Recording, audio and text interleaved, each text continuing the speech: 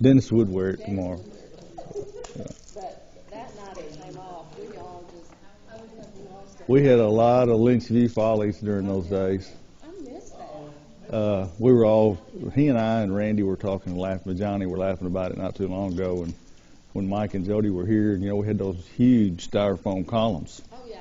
Well, Mike, he's kind of getting lost in the moment. I see him across the gym over there, and he just leans on one. And when it started falling, he's got the priestly robes on, and he's trying to wrestle this column, and he gets it between his legs, and he's trying to hold it. But it was hilarious, man. That actually happened during the play, live. I missed the place too. I guess the biggest thing, God blessed us tremendously with that music. Yeah. Oh, yeah. No, it walked it right down the middle of the aisle. That could have went south real quick. And Ricky, you was always a priest too, wasn't you? Or was you a disciple? One year I was married to Ryan Whitlow. I was like, We got to laughing about those, Johnny and I and Randy, and so many of my lines followed Brother Raines and Brother Bill Rice. had lived. And Brother Raines would just pull from a sermon and say his Would lines. ad lib all the time. So the key words that I was listening to for him to say from my line never came up. And it was, you were on edge. Oh, yeah. Yeah. Well, then he said something totally different. And he was looking at me, and I'm looking at him, and he said, "Hurry, go get her." I took off. Good times.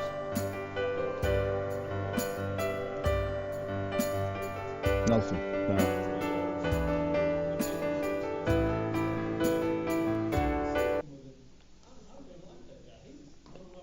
Yeah. This guy tears him pretty good, doesn't he?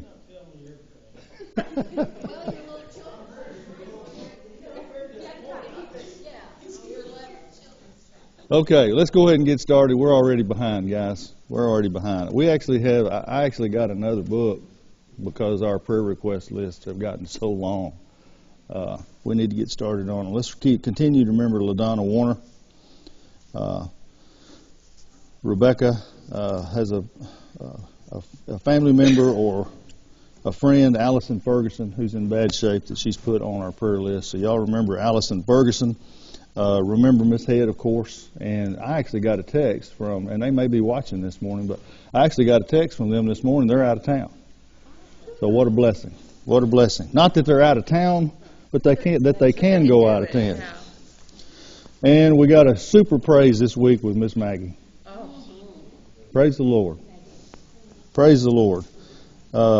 Rang the bell, went and ate ice cream, and her smile just keeps getting bigger, if that's possible. Okay? My cousin, Kathy Hardy, keep her in your prayers, please, as her treatments go on. And I also lost a half-brother that I actually got to meet back last winter when he was over at UAMS. His name is Henry Harmon.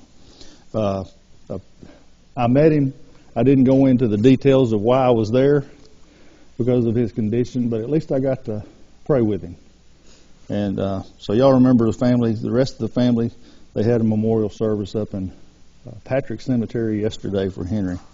We want to continue to pray for Ms. Thomas, Dennis, and Tanya. Guys, definitely please lift up Charner Franklin.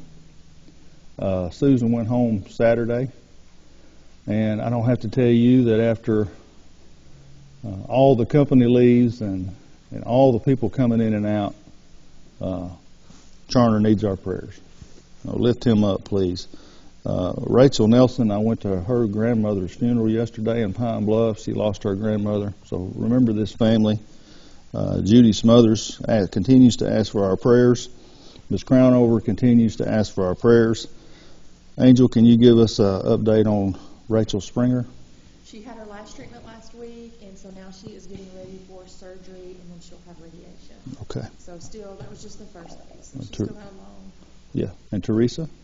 She started her chemo last week, and so she's already having some side effects that Okay. 15 weeks every week. Wow. Okay.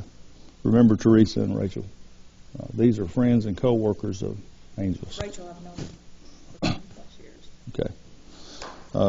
Pam Howard has kept us informed about baby Will. Continue to remember this child. Old friend of ours, most of ours, Phyllis Bailey Smith, with treatments as well. Miss Pat Nips. I don't see Lisa. Janelle. Good. Amen.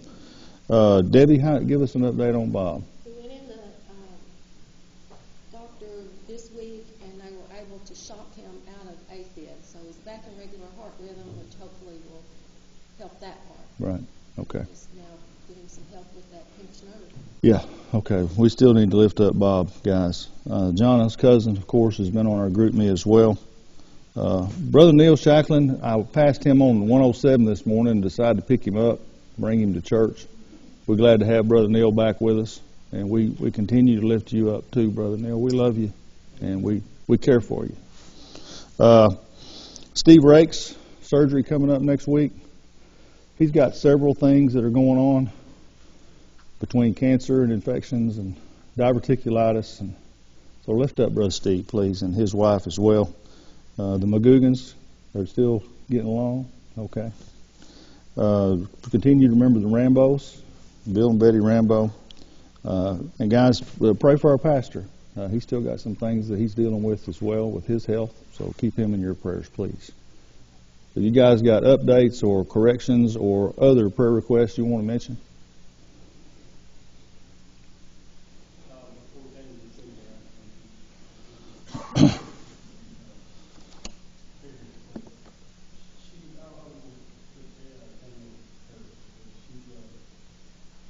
with her mom, with her job, and doing this, we were with her Yeah. last weekend, at the National Mental Service, a doctor. Next week, we try to get things up out again, so we should be fine. Okay. All right. Thank you, Dennis. We, Trunks of Truth are still looking for volunteers, guys. They've got, I don't know how many they've got. I haven't got the final tally. Now, Lindsay, do you know? I am not involved in that one. I won't be there. Okay. I think they're about halfway or a little better than halfway on Trunks of Truth. So they please think about that and get involved. We have Adams Catfish coming to cater it. Lots of neighborhood kids that were here last time. Hopefully they'll be back this time. Let's show them what the Trunks of Truth are and show them the gospel. Okay. All right. Any other announcements? Prayer requests.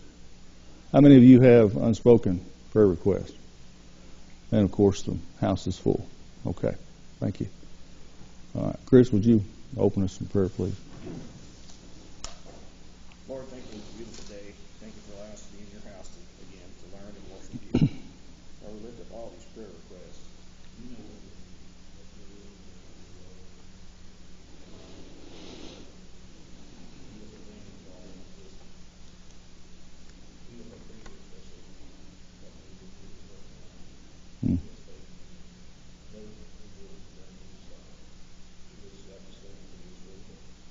Amen.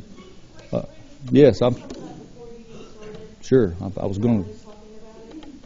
And I forgot. That's okay.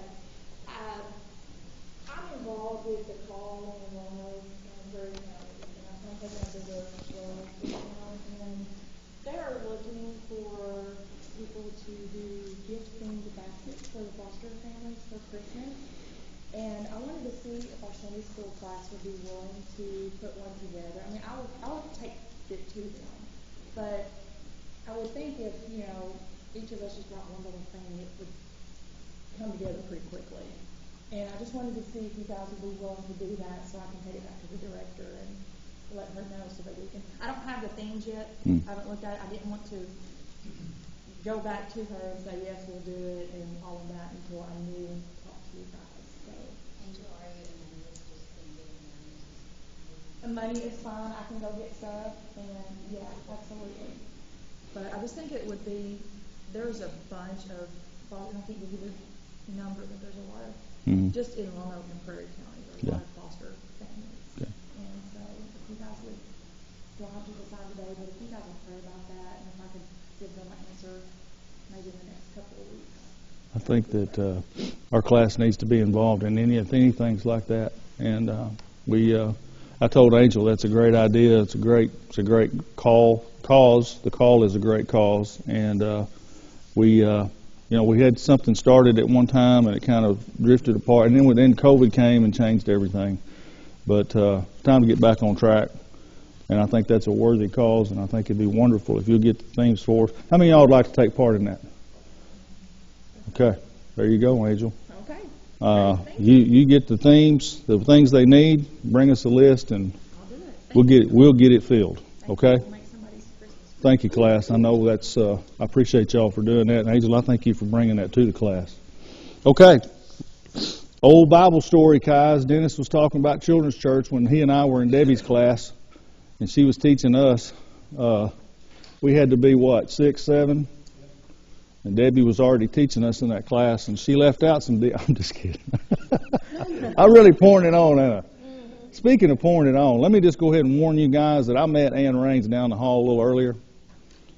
And Miss Eberly, who is 94 years old, was teaching her how to use her cell phone. Now, Miss Eberly has done something that's a little bit dangerous, and I don't know that she realizes how dangerous it is. She's taught Ann to talk and text. And Ann was just thrilled about this, and she kept talking, and the text was that long. And I said, Ann, what you got to realize is you can't just keep talking, because that's going to get dangerous for somebody like you. I'm just warning you, there's no telling where that's going to go. Somebody needs to take that off her phone. But anyway, that Old Testament story here, we're still in the book of Judges. Y'all turn to your Bibles to the chapter 13, please, and we'll start there. We're talking about the judges that were judges over Israel, and I read in the 10th chapter, a few chapters before this, guess what the chapter was about in the 10th chapter with this group of Israeli people. Everyone did what was right in their own eyes. Once again, and I told you this is a common thread through the book of Judges. They're good, and then they go back to idol worship. They go back to all these other things because they just can't seem to get separated from the idol worship that was before them and is amongst them now. Well, they've done it again. And God has appointed a new judge, and that judge's name is Samson. What do you know about Samson? Just right off the top of your head, what was the main thing that we all know about Samson? Lots of hair. Dennis would go there first. Envious Dennis would go there first. Super strength. Ladies' man, yeah. And those are some good qualities. Nazirite vow. The first verse here in chapter 13 kind of talks about his birth, that it was such a special birth. And the Bible has got several instances in it of special births, right? I mean, the first one we can go to is Jesus Christ himself, the miraculous birth. Abraham and Sarah, with the birth of their first. And here we have these good people in chapter 13 who are, the man's name is Manoah from the tribe of Dan, and his wife had been barren for years, and they really wanted a child. And verse 5 in chapter 13 begins this way. For lo, thou shalt conceive and bear a son. That sounds very familiar, doesn't it? And no razor shall come to his head, for the child shall be a Nazarite unto God from the womb, and he shall begin to deliver Israel out of the hands of the Philistines. A miraculous birth is about to happen again. But it came with some restrictions, right? It came with the restriction that this angel came to them, and we later find out that this angel was actually the Lord himself. The Lord himself came to Manoah and his wife and said, "We are going to give you a child, but he's going to be he's going to take the Nazarite vow." Okay, the Nazarite vow means what? Can't cut their hair. Dennis can't cut his hair. That's right. Nothing from the grapevine, which includes not only wine, but all kinds of things that were made with grape juice or anything from the vine. Can't touch dead bodies, dead things. He was supposed to be devoted. God is going to give you this child, but he is supposed to be devoted to this Nazarite vow to God. Parents were making this vow themselves to make this vow for their son, who was supposed to follow that vow. That's the highlights of his birth. The problem is, I don't know about you parents and you grandparents, but all the best laid plans in the world, all the good intentions, all the prayer, all the church, all the lessons, all the Bible for your kids or your grandkids, does that necessarily mean that they're going to stick to that? This is where it gets tough, parents. At times in all of our lives, I'm sure. How many of y'all had perfect kids? Kendall, you got a couple of perfect kids? I only ask you because I know your kids. How many of y'all got perfect kids? None of you. Now, some have probably been a little better than others. I don't know. I had 2 kids, and they both were a mess at times. They really were. That's where they're parents. There you I'm go. not talking about yours. Well, you're talking about me. No. Oh, come on, Deb. I mean, honestly, it happens.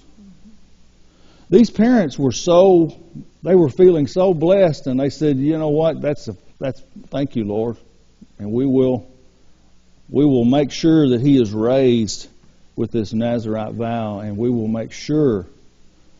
But guys, sooner or later, kids grow up.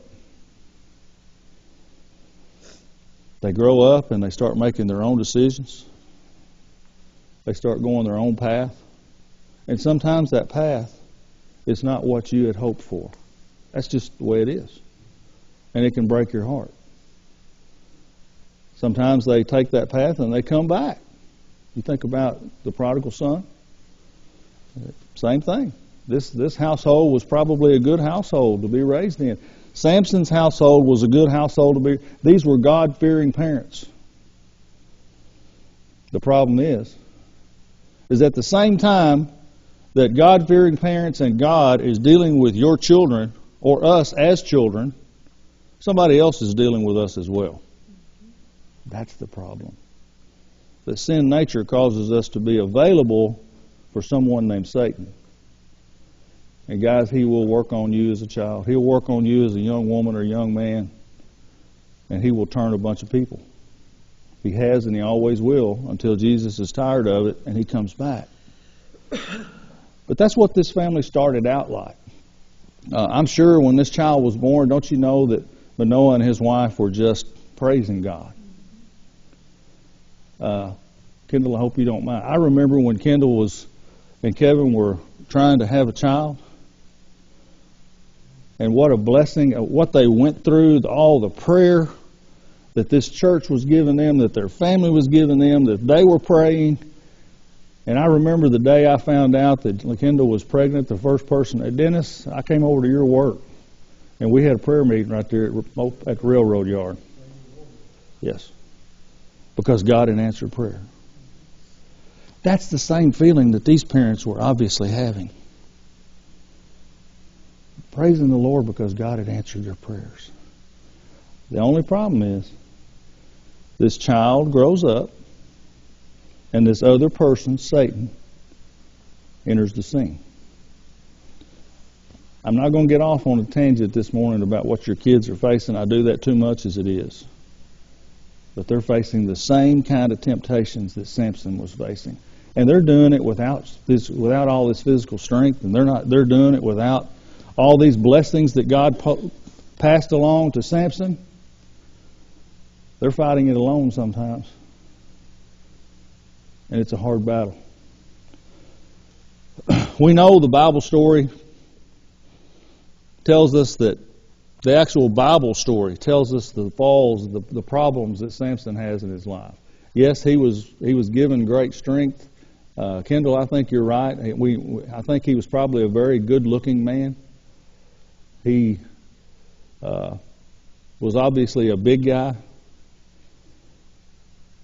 And you know, those kind of things that God blesses you with can also be your anchor. They can sink you to the bottom.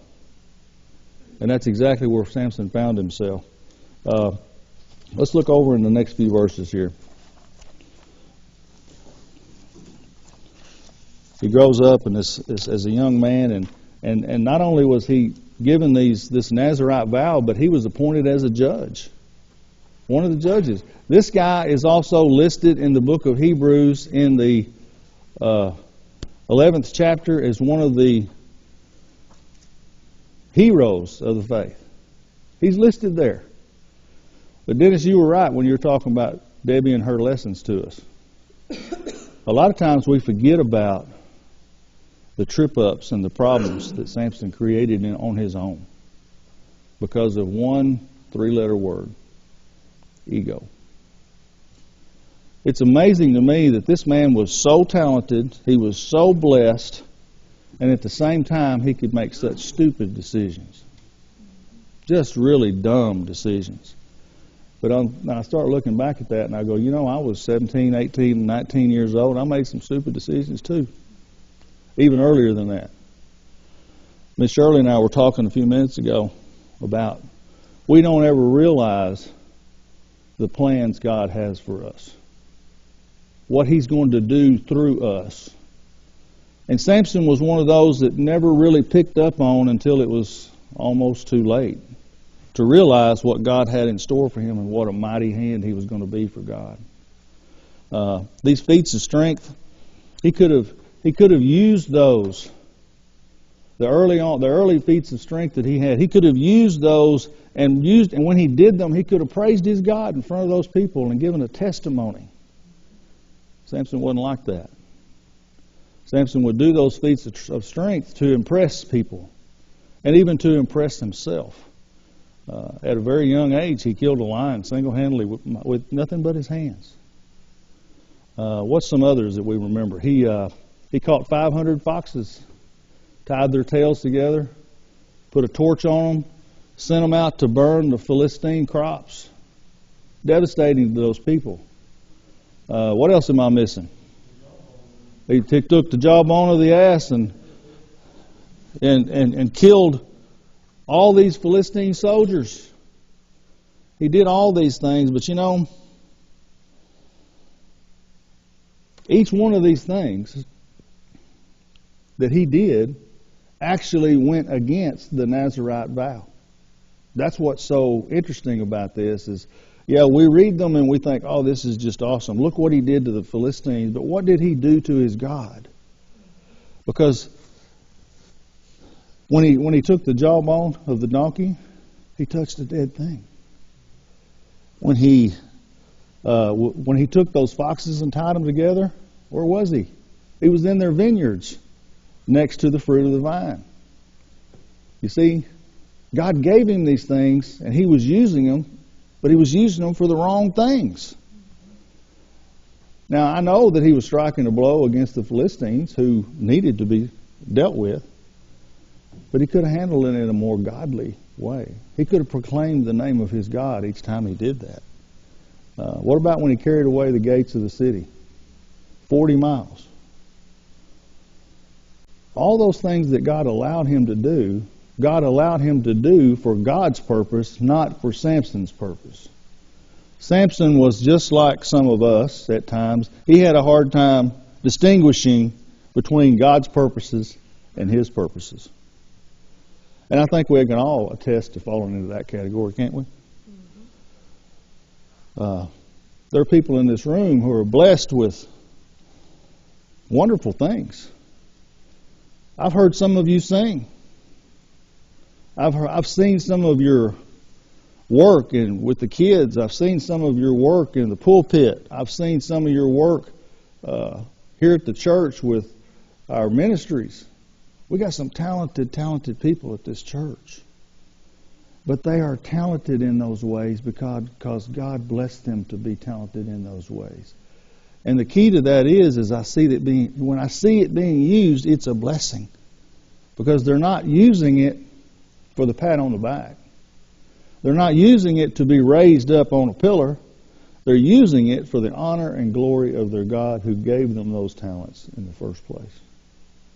That's the line that Samson couldn't figure out. He couldn't navigate it very well. Next group of verses. Judges chapter 15, 14, and 15.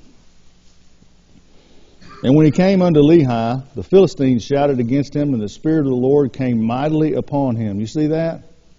The Spirit of the Lord, even though he was strong, even though he was big, he still needed the Spirit of the Lord to come on him to be able to do these things. And the cords that were on his arms became as flax and was burnt with fire, and his bands loosed from off his hands. And he found a new jawbone of an ass and put forth his hand and took it and slew 1,000 men therewith. Nobody can do that. No mortal man can do that. It had to be that Spirit of the Lord that came on him to enable him to do that. Yes, he already had the strength. God had already given him the strength. He'd proved that. But to accomplish each one of these amazing feats, the Spirit of the Lord had to be on him to do that. And that's the same way with us, guys. We were talking about the plays earlier. Yeah, we had a good time. But most of us, I don't know about you, most of us were not trained actors. Right, Ricky? That's right. Especially you. Thank you. And there were things that we did that I look back on. And go, man, there's no way we got through 3 nights of that play, remembering all those lines. I can't even remember what my address is half the time. And we got through there with, I sang a special with Randy Sandifer. Did you hear what I said, though? Randy Squared were singing together. That's a bad deal. It could have been a bad deal. But I believe that the Spirit of the Lord was there when we did those plays. There's no other way. I mean, we had columns falling down, wigs coming off, people... That true baptism where the stage flipped as they was going. That was another play, yeah. When I fell through the stage. When Joe went to do the baptism, oh, and the stage come undone. That's right. I fell through the stage and Joe broke one. And I remember one night there was 3 of us, me and Joe and somebody else, Brother Bill, were singing together. And I don't know what Joe did. Joe, if you're listening, I'm sorry. But it's the way it is. I don't know what Joe did, but he tripped up and got airborne and landed on his back on one of those platforms, and it looked like WWF wrestling. Dust came up. And I know it embarrassed him, but thank goodness this was just in practice. I know it embarrassed him, and I thought he was hurt, but I couldn't help but laugh. Those are the kind of things that are supposed to happen with us normal people. I lost my lines one night, and this lady here with the eyebrows, I was dead in the middle of some lines that I'd done for 10 years. And I hit a spot, and I said, and besides, and I looked at Debbie, because she was always standing right there when I was delivering those lines. She should know my lines. And I looked at Debbie, and Debbie just went.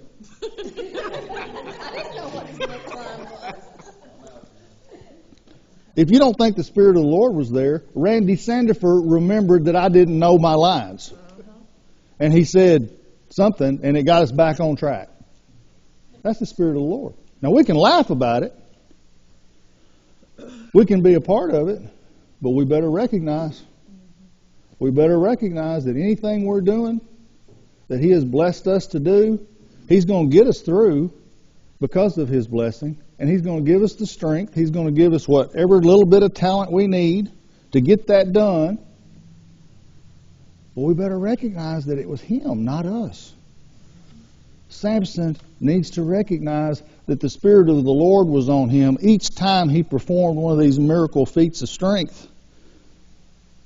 He couldn't do it otherwise. But he just wouldn't give God the glory.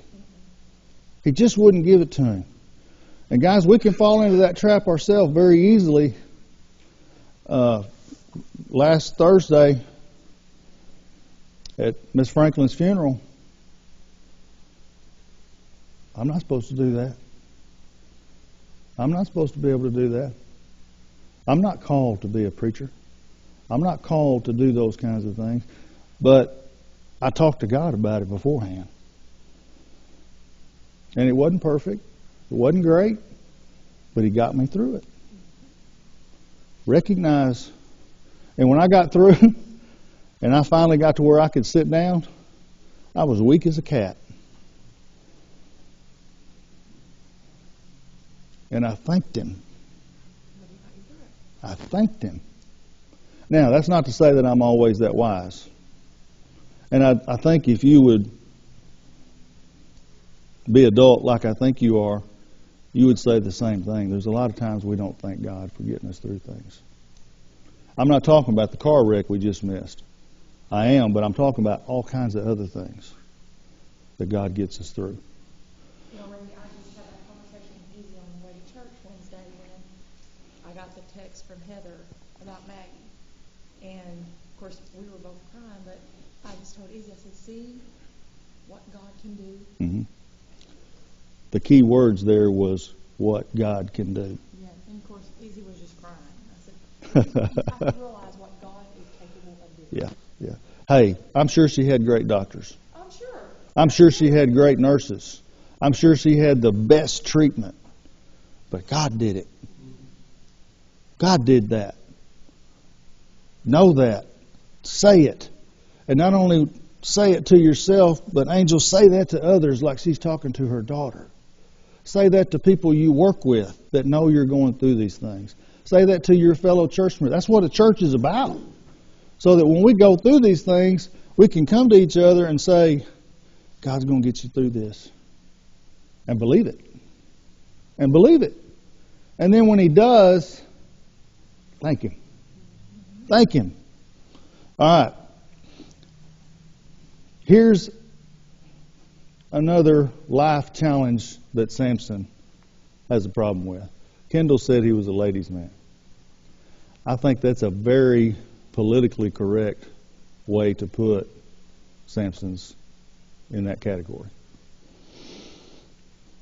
And it came to pass afterward he loved a woman in the valley of Sorek who was named Delilah. After all these things that he's supposed to be living for, this sounds like a Christian life, doesn't it? All the things that we're supposed to be living for, something can happen and leads to his demise, and it can also lead to our demise. This woman named Delilah, how many of y'all remember the movie that was out a few years ago, Samson and Delilah? Did you see it? Now, I'm going to be real careful here. This woman that they cast as Delilah in the movie, obviously Delilah was a very beautiful woman. And I'm going to tell you what, they put a woman in that movie, that production, that was absolutely beautiful. She couldn't have been more perfect. That's exactly what Samson saw. He saw what he thought was perfection. Something that he craved. She was a prostitute. She worked as a prostitute. All the people and the Philistine leaders knew this woman because she was a prostitute. You can put that together however you want to. They knew her. And they knew her in the biblical sense, which wasn't biblical. That's who he falls deeply head over heels for. I don't think we have necessarily a Delilah in our life, but there are things in our life that can be somewhat like a Delilah to us. Something that we think we have to have, something we think we have to possess, something that we think we have to accomplish for our greatness. And we can put everything we have into that. And Samson was prepared to do whatever he needed to do to have this woman. And the whole time, he's not thinking about anything else but this woman. He's not thinking about his God. He's not thinking of his reputation of his parents. He's not thinking of his vow, the Nazirite vow. He's not thinking about any of those things.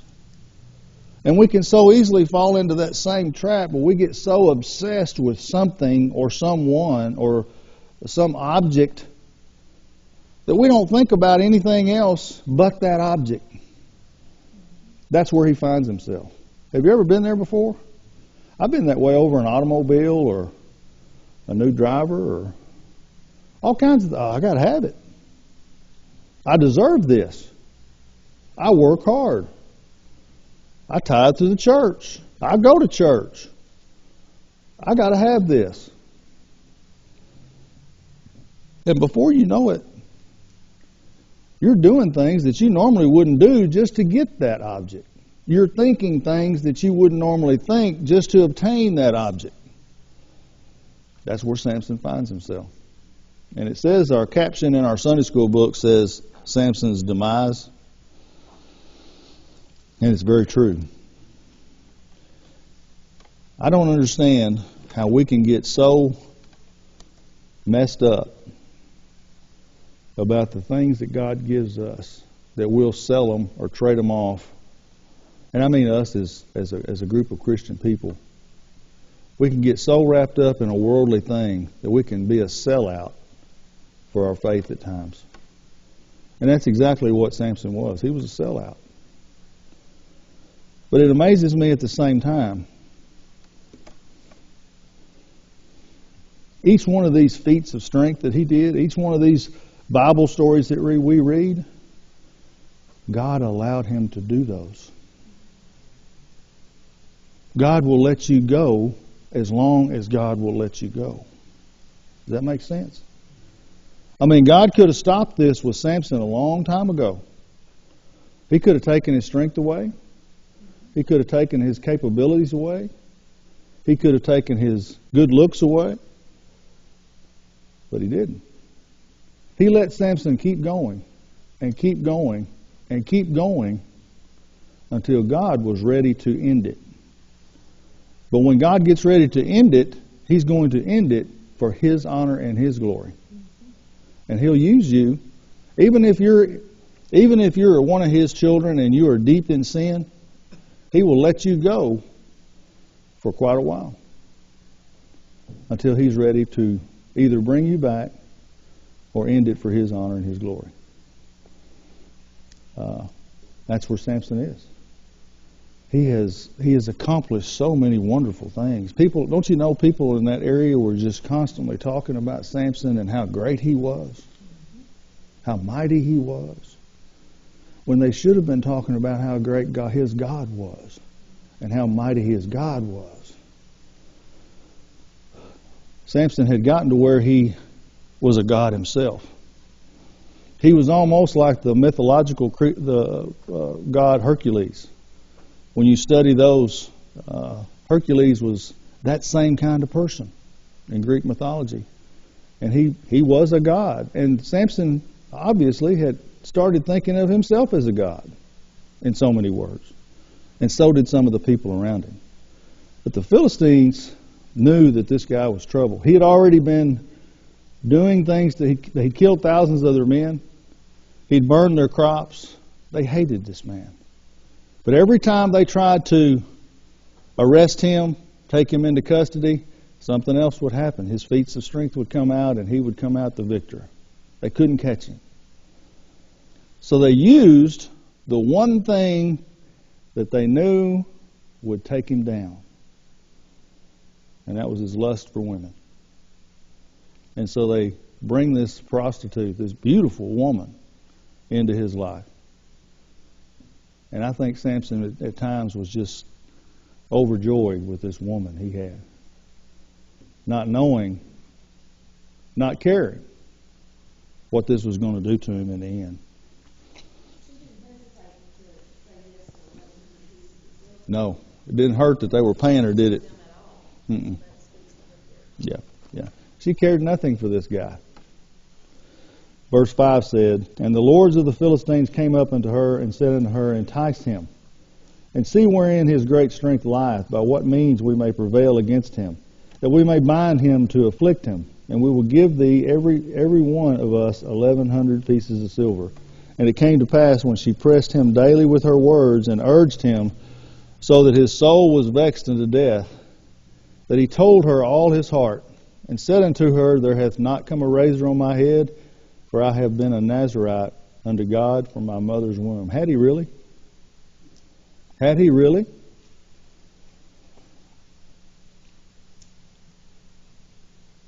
"If I be shaven, then my strength will go from me, and I shall become weak and be like any other man." And when Delilah saw that he had told her all his heart, stop right there. You remember that there were 2 or 3 instances before this that they were together, and she would press him about, where does your strength come from? And he would tell her a lie, a riddle. And she would try that to see if that really did, and it never worked. He was toying with her. There was something inside of him that knew that he did not need to divulge this very sacred thing, until she pressed him, until he couldn't take it. And his heart was so deeply in love with her that he finally came clean, and he told her that it's my hair. And y'all know the rest of the story, right? When he gets, what makes him go to sleep? Samson falls to sleep in her home. What makes him fall to sleep? Very possible. While he's asleep, she takes the razor to his hair and cuts it off. Do you think it was actually the hair that gave him the strength? I don't think so. But I know that once his hair was removed and the truth was out, and he had divulged the truth and gone against his vow one more time, God took his strength. I think God at that moment, whether he had long hair or not, I think God was going to take his strength. And he did. And you see in the Bible where they take him into prison, they put out his eyes. They blind him. The one thing that this guy liked was how he looked and how he looked to the public. And they took away something from him. They took his sight away from him that was a very vain thing for him. They took that from him. God allowed them to take that from him. They put his eyes out with hot pokers. Can you imagine? Blinded him. They sent him into town and hooked him up to a grist mill, and he ground the mill all day and all night.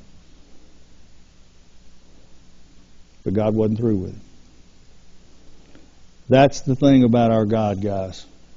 That right there is the thing about our God, the love of our God, the care of our... He'll allow us to be disciplined. But if we're His, He won't be through with you. He could have just left Samson right there grinding at the mill, couldn't he? Blind, discouraged, beaten. But God had further purposes for him, because that's the way it is with us. He has more purposes for us. Maggie, God has got something very special in mind for Maggie. I believe that. We already know about her attitude as a testimony to us. There's one thing that He's already had in mind for her. But He's got bigger things in mind for Maggie. I don't know what they are. Only God does. And Maggie will one day she'll find out what that is. But God had bigger things in mind for Samson. All the time that he spent there with people spitting at him and making fun of him, and he was no more than a beast of the field at this time, and grinding meal at the wheel. All this time that goes by, there's something very special that happens. His hair grows back. Again, I don't think it's the hair. Again, I think it's just God's timing. I think the hair just happened to grow back at where God wanted it to be, the time He wanted it to be. Let's read on the last few verses there.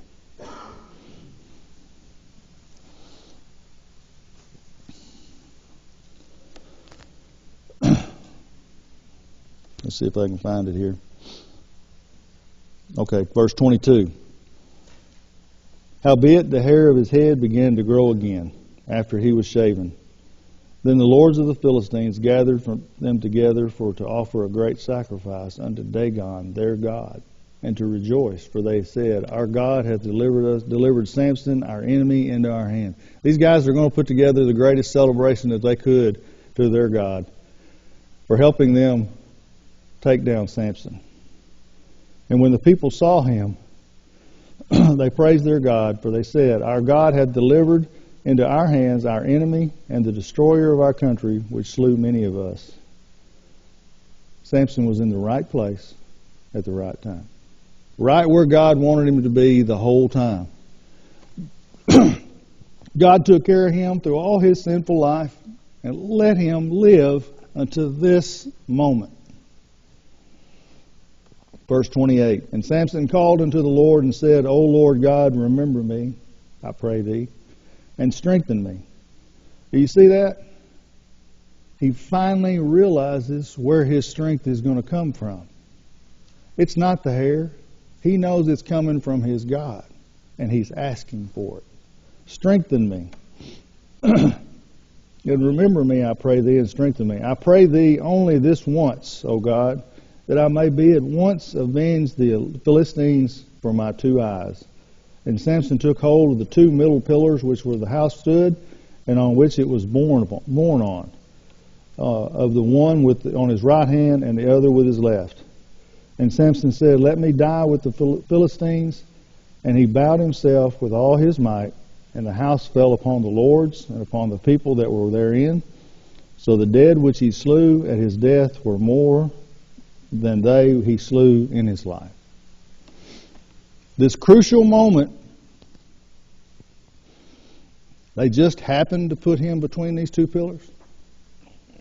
Just happened to.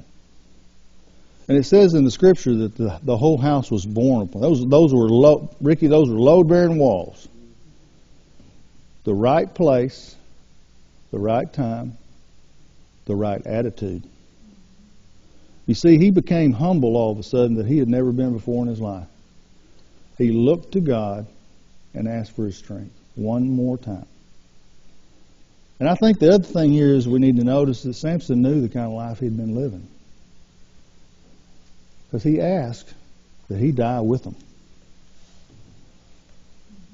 And the Philistines happened to put him at the right place. They were helping God out and didn't even know it, because God will use the sinful at the same time, won't He? You believe that? He'll use the sinful people at the same time He's using us. And he pushed against those load-bearing pillars and brought the whole house down. That's why he's in Hebrews chapter 11. Those last few verses. Because he finally got there with the God he knew he should be with. He asked for strength. He was given strength, and he knew his life was over. And you know what? He didn't care. At that one moment, his ego was finally gone. I'll give my life if you'll give me this strength one more time. We can learn a valuable lesson from that, guys. God doesn't ask us to give our life. He may. He doesn't give it. He just asks us to be obedient children and give Him the glory. I don't want to be in a situation where they have to put my eyes out and put me in prison for me to finally realize where my strength comes from. We should already know that. But knowing it and showing appreciation for it are two different things. I mean, I know that there are times in my life, and you too, that you go, man, I know God's there for me. How about telling somebody else that He's there for you? How about showing it? Samson finally did it, and he knew he deserved to die for everything, the way he'd lived his life, and he gave his life for his God. And he was even more of a hero after that, because he slew more at that day than he slew in his whole life. Y'all got any comments?